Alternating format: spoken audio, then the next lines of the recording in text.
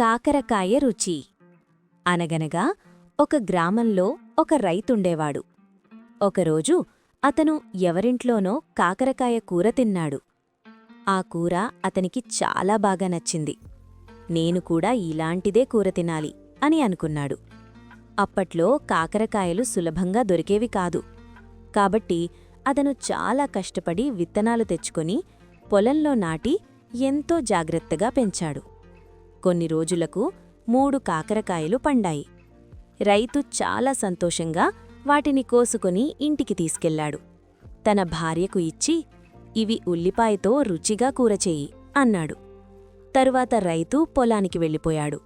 రోజంతా అతని మనసులో ఒక్కటే, ఎప్పుడు ఇంటికి వెళ్ళి ఆ కూర తినాలి.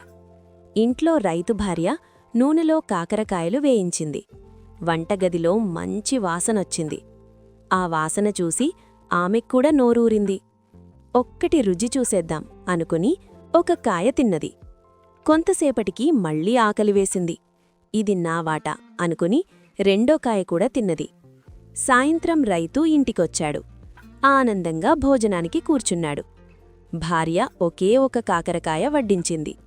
రైతు ఆశ్చర్యంగా అడిగాడు, మిగతా 2 ఎక్కడా? భార్య నవ్వుతూ చెప్పింది, ఒకటి రుచి చూశాను, ఇంకొకటి నా వాటా. రైతు కోపంగా చూశాడు. అప్పుడు భార్య ఏం చేసింది తెలుసా?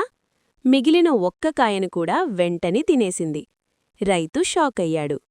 నీతి: రుచిగా ఉన్నది ఎక్కువైనా పంచుకుని తినాలి.